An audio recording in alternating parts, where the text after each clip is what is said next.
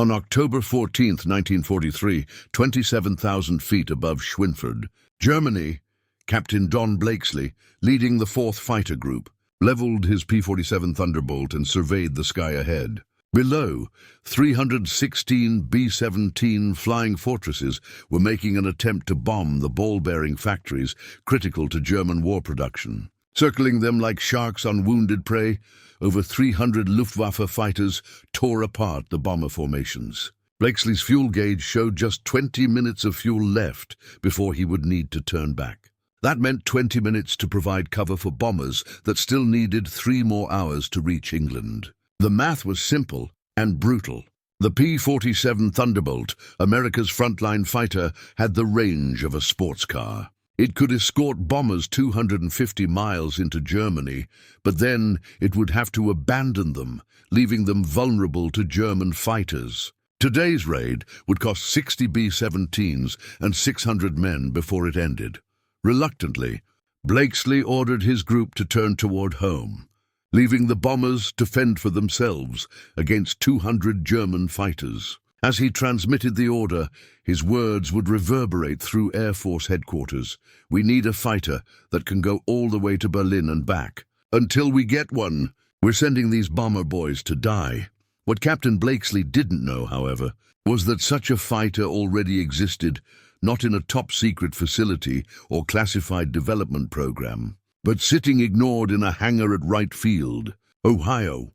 It was a fighter that the Army Air Force's procurement had dismissed as inadequate, and official tests had declared it inferior to existing American fighters, a plane that, by all bureaucratic standards, should have been cancelled and forgotten. 5 months earlier, in a small Rolls-Royce facility in England, a mechanic named Ronald Harker had committed what his superiors would later call gross insubordination.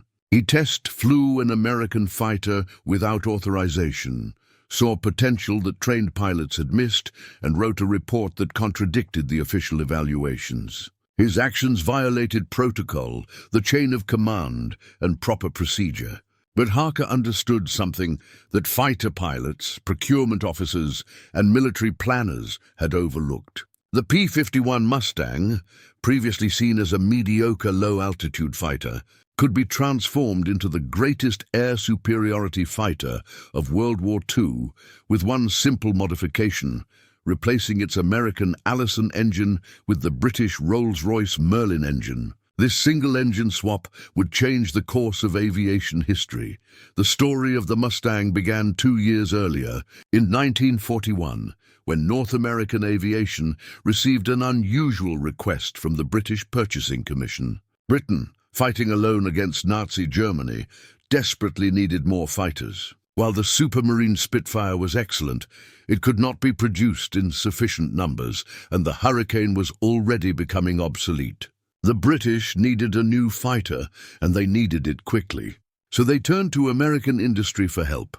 Initially, the British asked North American to license produce the Curtiss P-40 Warhawk. However, North American's response was audacious, bordering on arrogant. James Dutch Kindleberger, the company president, told the British that they could design and build a better fighter from scratch in the same time it would take to set up P-40 production. The British, though skeptical, were desperate, so they gave North American 120 days to produce a prototype. The result was the NA-73, which the British named the Mustang. The Mustang's design was revolutionary in several ways. It featured a laminar flow wing developed by the National Advisory Committee for Aeronautics, NACA, which significantly reduced drag.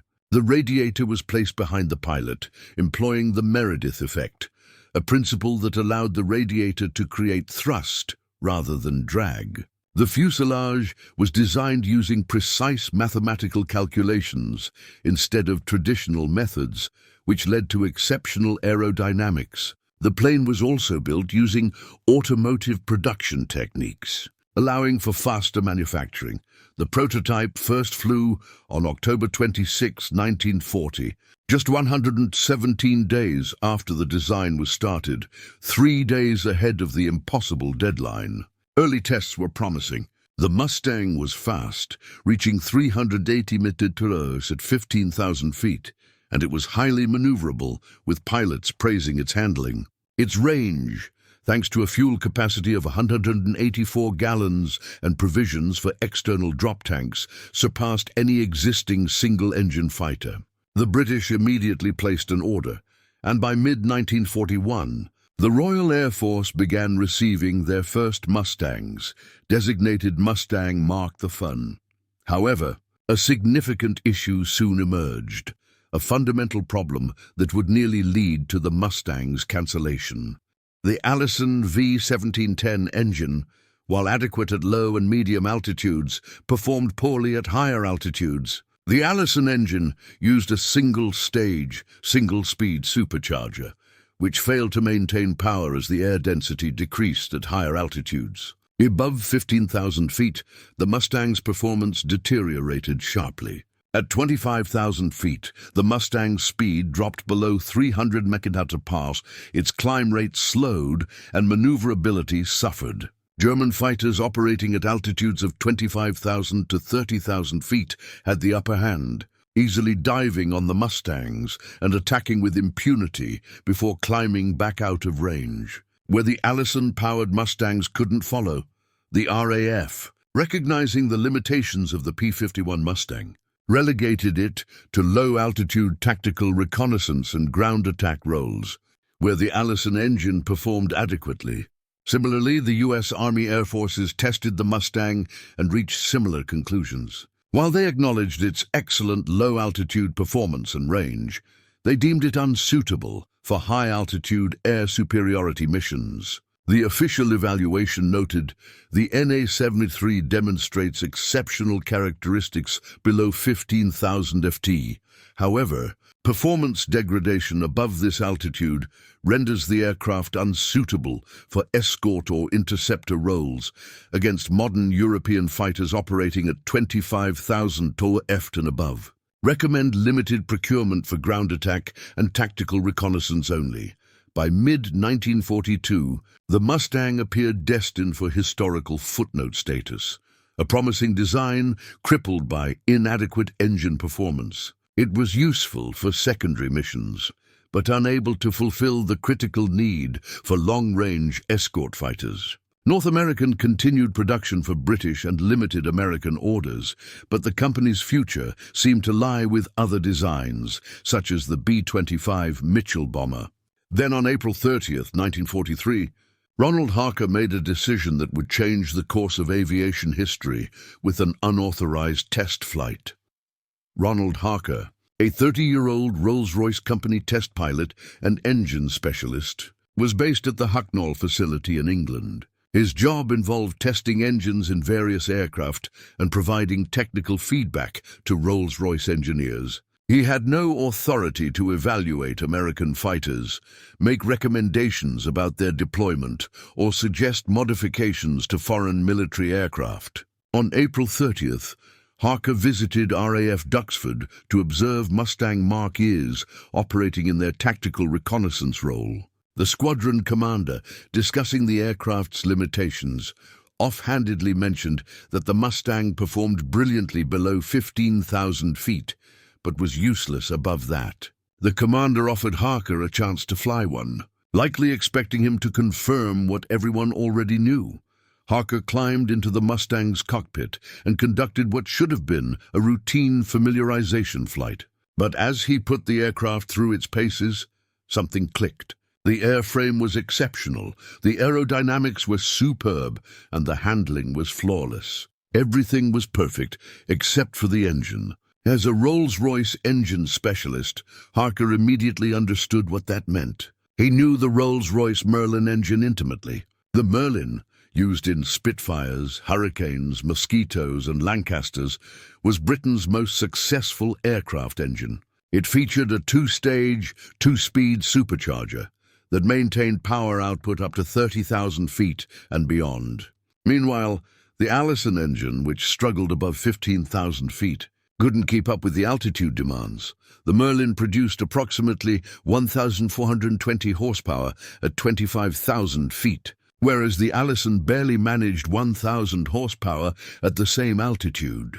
As Harker flew the Mustang back to Duxford, a radical idea formed. What if the Mustang's exceptional airframe could be paired with the Merlin's high-altitude performance? The combination could produce a fighter with both outstanding low-altitude speed and range, as well as superior high-altitude capabilities. It would be the best of both worlds. After landing, Harker made the bold decision to commit an act of insubordination. Without authorization from Rolls-Royce management, RAF command, or American authorities, he wrote a detailed report recommending that the Mustang be re-engineered with the Rolls-Royce Merlin. His report, dated May 3, 1943, read, "The Mustang airframe is superior to any fighter currently in production. Its only limitation is the Allison engine's altitude performance. Installation of the Merlin engine would create an aircraft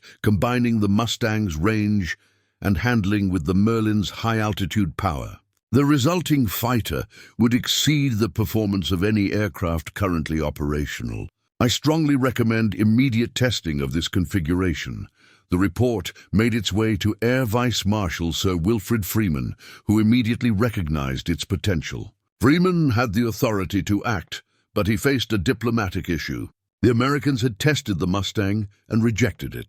Suggesting they had made a mistake could jeopardize relations, and Freeman had no jurisdiction over American aircraft procurement.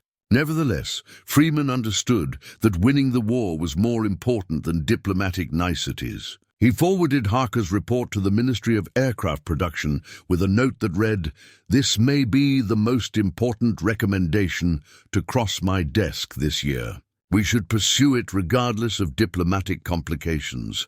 What neither Harker nor Freeman knew was that across the Atlantic, Rolls-Royce's American licensee, Packard Motor Company, had already begun exploring the same concept. At Wright Field, a handful of engineers had quietly advocated for the Merlin-Mustang combination for months, but their efforts had been blocked by procurement bureaucracy. The idea of re-engineering the Mustang with the Merlin was not entirely new. Several engineers had informally suggested it, but official channels rejected the concept for various reasons. While each individual reason seemed logical, collectively, they were disastrous for the future of the Mustang. The Allison engine was American-made, while the Merlin engine was British. National pride and industrial policy favored American engines in American aircraft. Additionally, the Merlin was already in short supply for British aircraft production, and diverting it to American fighters would reduce Spitfire and Lancaster production. Re-engineering an existing aircraft to accommodate a different engine also required time and resources. Why modify a rejected design when other existing fighters were available? Moreover, the procurement bureaucracy had already invested heavily in other solutions. The P-47 Thunderbolt and P-38 Lightning were already in production and deployed. The system had committed to these aircraft, and suggesting a different solution implied that the original decisions were wrong, a stance that bureaucracies are reluctant to admit. However, by the spring of 1943, the bomber crisis had become undeniable. The 8th Air Force was losing bombers at unsustainable rates during deep penetration raids into Germany. The P-47, though excellent in combat, lacked the necessary range, and the P-38, while having adequate range, suffered mechanical issues in European weather. Neither could escort bombers deep into Germany. The crisis demanded solutions, and Harker's report provided one. Air Vice Marshal Freeman contacted the U.S. Army Air Forces through official channels, suggesting that testing a Merlin-powered Mustang might prove valuable. The American response, however, was lukewarm. A memo from Wright Field dated May 22 read, "The RAF's suggestion regarding Merlin installation in the P-51 is noted. However, we have already committed to the P-47 and P-38 for escort duties. Modifying an aircraft already rejected as unsuitable for high-altitude work seems inefficient, especially with the allocation of engineering resources." But Freeman had an ace to play. Rolls-Royce had already begun the conversion independently, without American permission. Without official approval, Rolls-Royce engineers at Hucknall removed the Allison engine from Mustang Mark I serial number AL975 and began fitting it with a Merlin 61 engine. This was the mechanical equivalent of Grand Theft aircraft, as the Mustang belonged to the RAF, purchased from America under Lend-Lease. Modifying it without consulting the manufacturer or the purchasing government violated all protocols. However, Freeman had given tacit approval, and Rolls-Royce proceeded.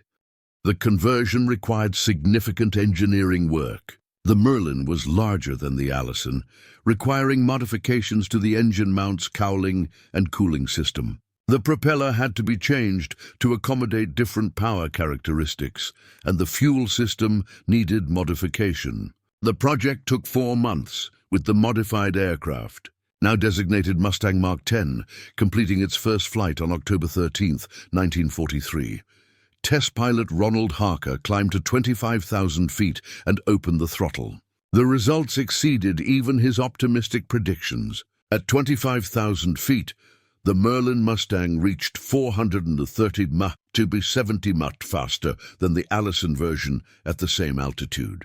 The climb rate was spectacular, handling remained excellent, and the range, which was already impressive with the Allison engine, remained unchanged. The Merlin consumed fuel at similar rates to the Allison, meaning the Mustang's exceptional range carried over to the high-altitude capable version. Harker's flight test report, dated October 15, 1943, simply stated, "The Merlin Mustang is the finest fighter aircraft I have ever flown at any altitude. Performance exceeds the Spitfire Mark IX above 20,000 ft, while maintaining the range advantage of over 200%. This aircraft should be put into production immediately." Within days, RAF pilots were testing the Merlin Mustang and confirming Harker's assessment. Squadron leader Michael Robinson, a combat veteran with 12 kills, wrote, "I have flown Spitfires, Hurricanes, and Thunderbolts in combat. The Merlin Mustang is superior to all of them, above 15,000 ft and equal below. Most importantly, its range is triple that of the Spitfire. This is the bomber escort fighter we've been waiting for."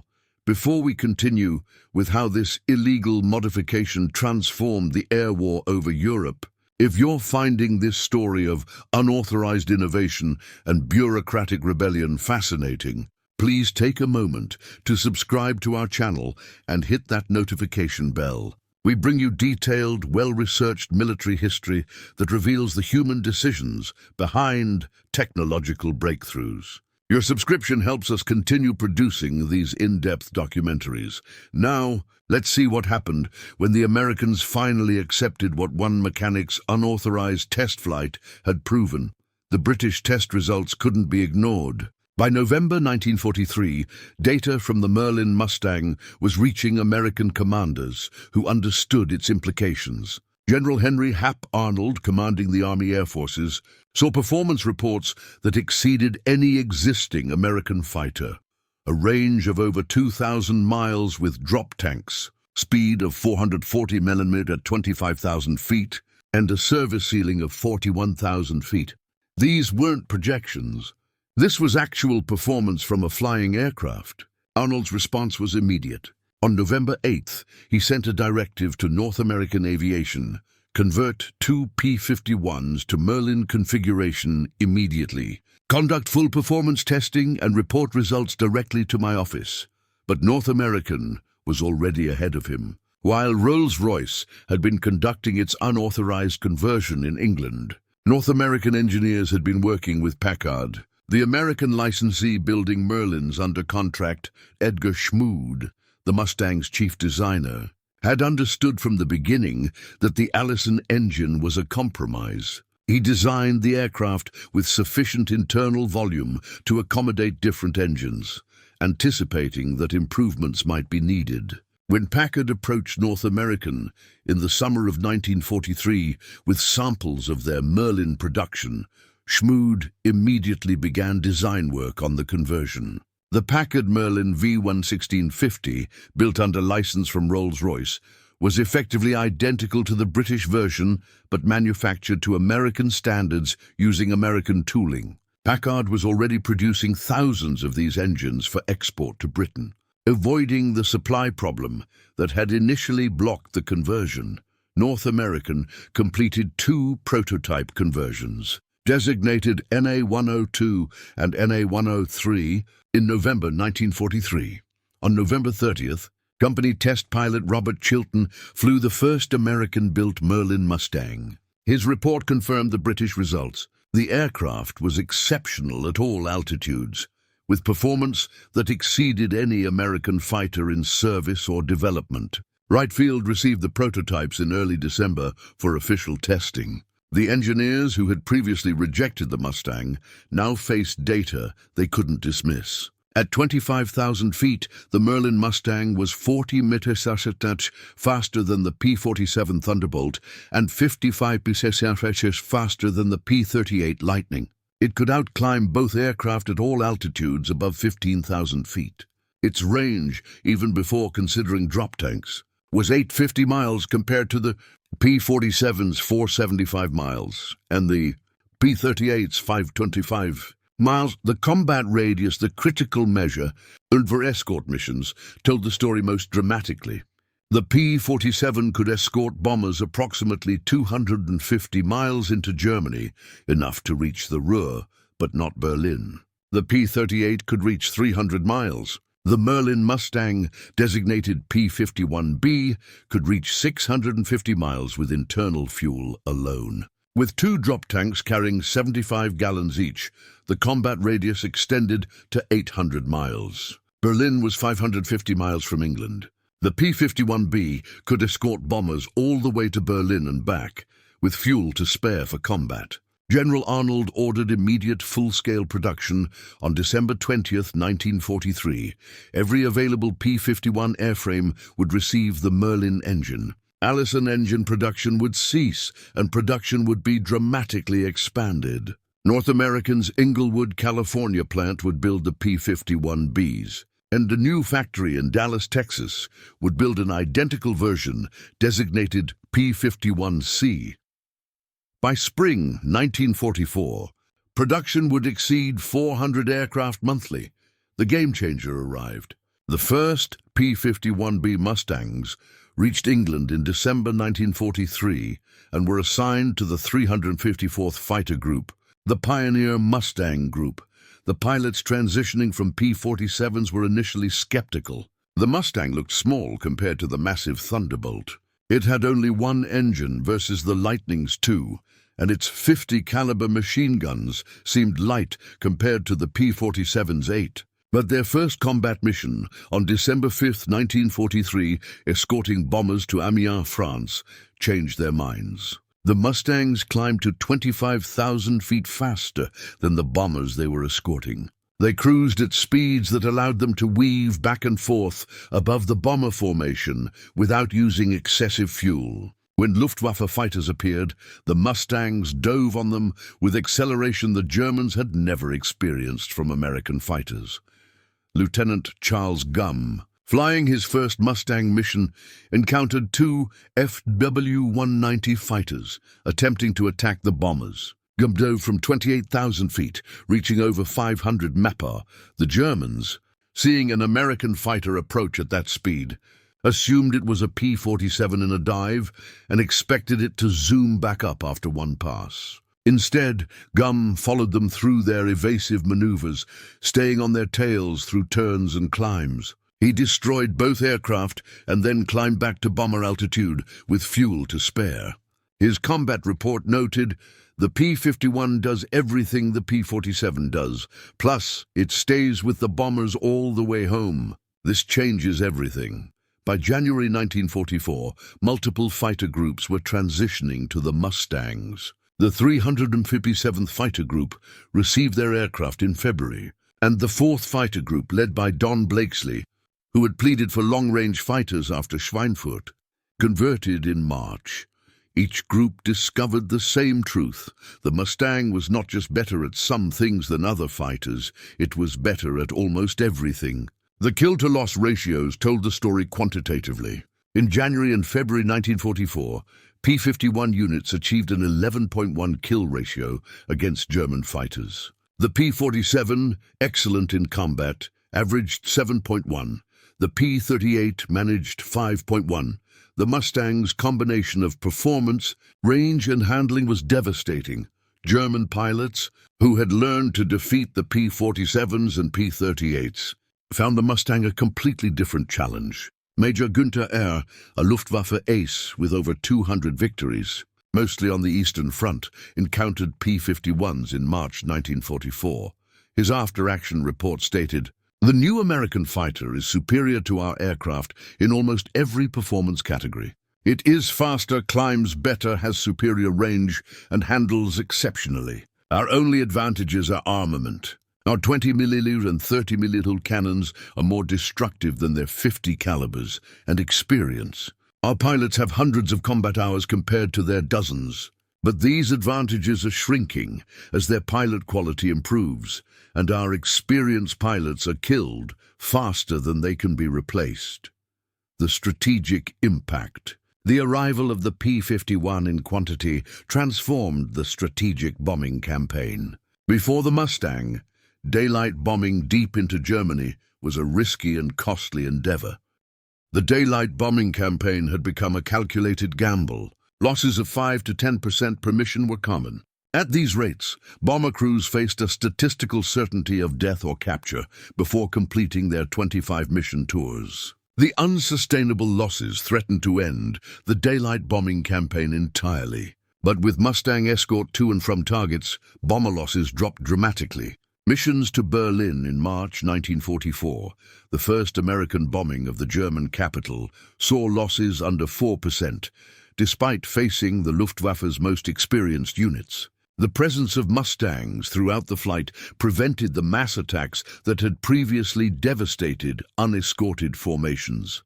The impact of the Mustangs went beyond protecting bombers. General James Doolittle, commanding the 8th Air Force, issued a directive in January 1944 that fundamentally changed fighter tactics. Previously, fighters stayed close to bomber formations, reacting defensively to German attacks. Doolittle's new guidance was simple: destroy the German Air Force wherever you find it, in the air or on the ground. The Mustang's range made this possible. Fighter groups could now sweep ahead of bomber formations, attacking German fighters before they could organize. They could break off to chase individual German aircraft, knowing they had enough fuel to return. Increasingly, they could strafe German airfields, destroying aircraft on the ground. The German response revealed the Mustang's impact. Luftwaffe tactical directives from the spring of 1944 show increasing desperation. A directive dated March 28 stated, "American fighters with very long range, identified as P-51 Mustang, are now accompanying bomber formations throughout their missions. These fighters are superior to our Bf-109G and FW-190A models in performance above 6,000 meters. Pilots are instructed to avoid extended combat with P-51s if possible. Attack bombers quickly, then disengage before escorts can respond." But disengaging from Mustangs was easier said than done. The German fighters' only performance advantage was in diving speed, and even that was marginal. In climbs, turns, and acceleration, the Mustang was either equal or superior. German pilots found that engaging bombers meant fighting through Mustang escorts, and fighting Mustangs was a losing proposition. The statistics from spring and summer 1944 demonstrated the transformation. In March, the 8th Air Force lost 131 bombers. In April, losses dropped to 70. In May, 61. By June, only 42 bombers were lost. The declining losses corresponded directly with the increasing availability of Mustangs. As more fighter groups converted to P-51s, bomber losses continued to drop while fighter victories soared. The Luftwaffe was being destroyed in a war of attrition. It couldn't win. American industry was producing fighters faster than Germany could replace losses. American training was generating pilots faster than Germany could train replacements. And the quality gap was narrowing as American pilots gained experience while German veteran pilots were killed faster than they could be replaced. The D-Day invasion in June 1944 saw Allied air superiority so complete that German fighters were almost absent. The Luftwaffe managed only 319 sorties on June 6th compared to over 14,000 Allied sorties. Mustangs patrolling at altitude ensured that German fighters never reached the beaches in strength. By late summer 1944, Luftwaffe day fighter forces were effectively broken. They still existed, still flew sorties, still occasionally achieved tactical successes, but strategically they had lost. They couldn't defend German cities from daylight bombing, couldn't support ground forces facing Allied advances, and couldn't replace losses at a rate necessary to remain effective. The Mustang, a fighter that procurement had initially rejected as unsuitable, had become the weapon that achieved air superiority over Europe. The aces and their mount, the P-51 Mustang, became the aircraft of choice for America's most successful fighter pilots. Major George Prey achieved 26.83 kills, making him the top Mustang ace. Major John Meyer scored 24 kills in P-51s. Colonel Francis Gabreski, who had already achieved ace status in P-47s, added 6.5 kills in Mustangs. Captain Chuck Jorga, later famous for breaking the sound barrier, achieved 11.5 victories in Mustangs, including 5 in a single day on October 12, 1944. Pilots loved the aircraft for reasons beyond its performance statistics. The cockpit visibility was exceptional, with a bubble canopy providing 360-degree vision. The controls were light and responsive. The aircraft was stable as a gun platform, but maneuverable in combat, and it was forgiving, tolerating pilot errors that would have been fatal in less stable aircraft. Major George Prey, in an interview just weeks before his death in December 1944, described the Mustang's qualities. "It does everything well. It's fast, climbs well, turns tight, has range for hours, but what makes it special is how it combines all these qualities. Other fighters might match it in one area, but the Mustang is competitive in every area. You can't trap a Mustang pilot if he's competent. He can always extend and escape if the fight turns bad, then come back when he has the advantage. That versatility is what makes it deadly." The aircraft's reliability was another advantage rarely mentioned in performance comparisons. The Packard Merlin engine was robust and maintainable.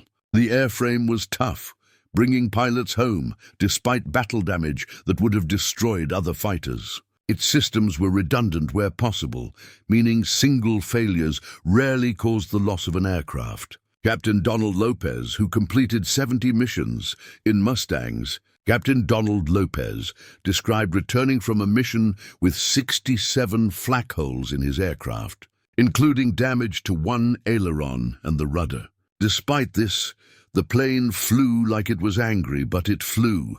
Any other fighter would have been uncontrollable with that damage, but the Mustang shrugged it off and brought him home. If you're enjoying this deep dive into how unauthorized innovation created the fighter that won the air war over Europe, please subscribe to our channel and share this video. We're committed to bringing you detailed military history that goes beyond surface-level accounts, exploring the technical decisions and human choices that changed warfare. Hit that subscribe button so you don't miss future episodes.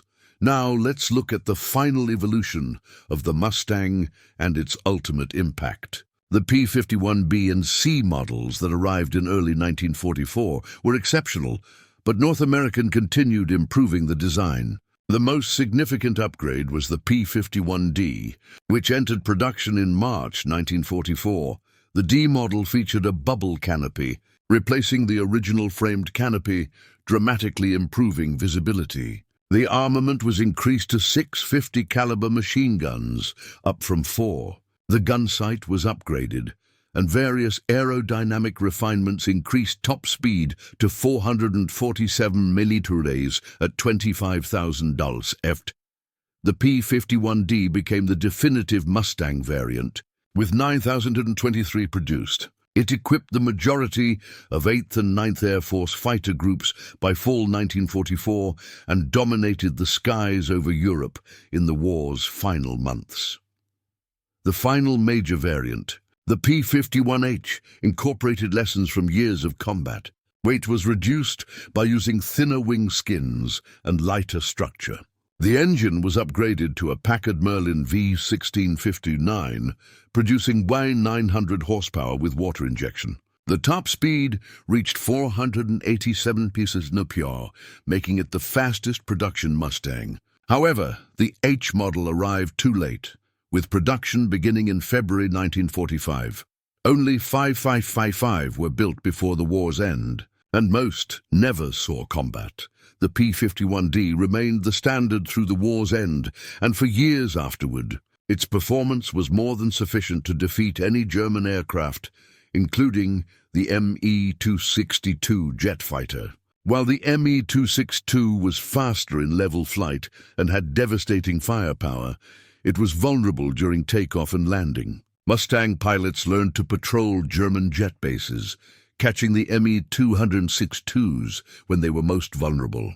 The jet speed advantage in the air was negated by the Mustang's ability to destroy them on the ground or during critical flight phases. The production statistics for the P-51 Mustang reflected its success and importance. Total production reached 15,575 aircraft across all variants. Of these, approximately 8,000 were P-51D models. Production peaked at 550 aircraft monthly in March 1945. For comparison, total P-47 Thunderbolt production was 15,683, and P-38 Lightning production was 10,037.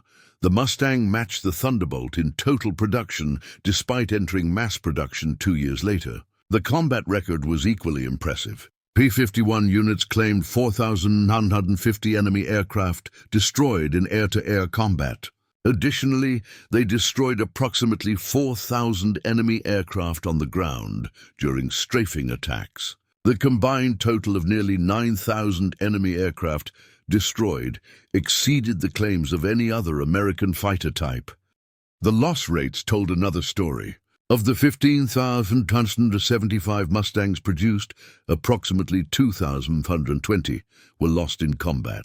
This represented a loss rate of 16.2%, significantly lower than other fighter types. The P-47 lost approximately 3,577 of 15,683 produced, a 22.9% loss rate. The P-38 lost approximately 1,758 of 10,037, a 17.5% loss rate. The Mustang's lower loss rate reflected its performance advantages and the progressive weakening of German defenses as the war continued. It also demonstrated that the aircraft was survivable in combat, bringing pilots home despite damage and opposition. Legacy and conclusion.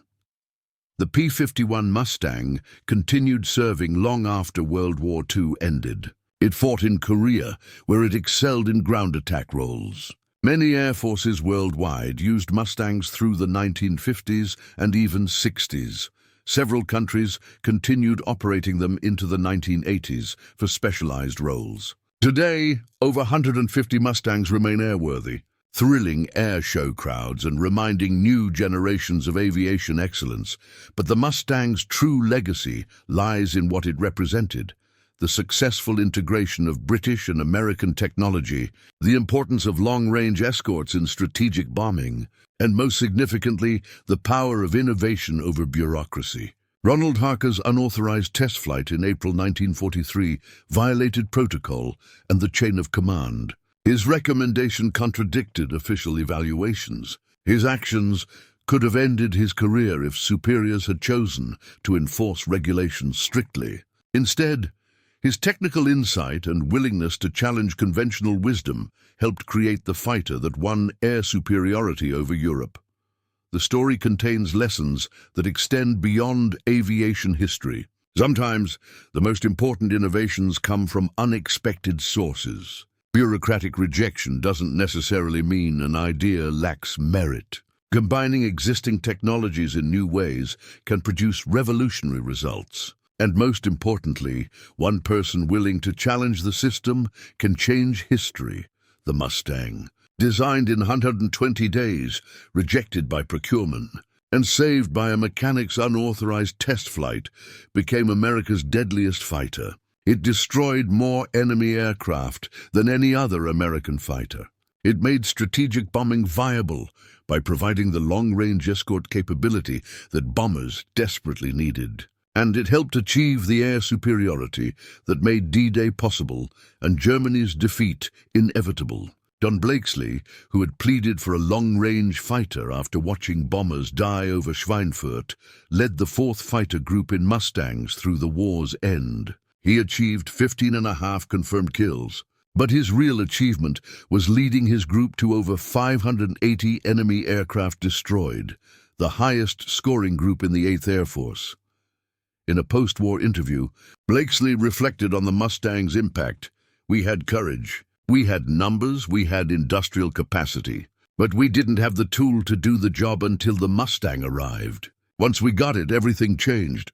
We went from barely surviving missions to dominating the sky. The Mustang didn't just protect bombers. It hunted German fighters wherever they were and destroyed them. It was the fighter we needed, delivered just in time to matter. The transformation from a rejected design to a war-winning weapon took less than a year. From Harker's unauthorized test flight in April 1943 to the Mustang's domination of German skies in spring 1944 was just 12 months. In that year, one mechanic's illegal idea became validated engineering. Bureaucratic rejection became enthusiastic acceptance, and a dismissed aircraft became the deadliest fighter in the American arsenal. The story of the P-51 Mustang proves that sometimes the best ideas come from the people closest to the hardware, not from those furthest up the organizational chart. It shows that challenging conventional wisdom, even at the risk of career and reputation, can produce results that benefit everyone. And it demonstrates that the right tool, delivered at the right time, can change the course of history. Franz Weber, the German soldier who survived the flamethrower tank attack at N, later wrote about his experience facing American fighters in early 1945. "By then, we knew the war was lost, but the American Mustangs made it obvious. They were everywhere, all the time, at every altitude. They attacked our airfields, strafed our convoys, shot down what few aircraft we still had. The sky belonged to them completely. When I saw Mustangs overhead, I knew we were witnessing the end of the Luftwaffe. Beautiful aircraft that represented everything we'd lost: technical excellence, industrial capacity, and most importantly, the ability to innovate faster than we could respond.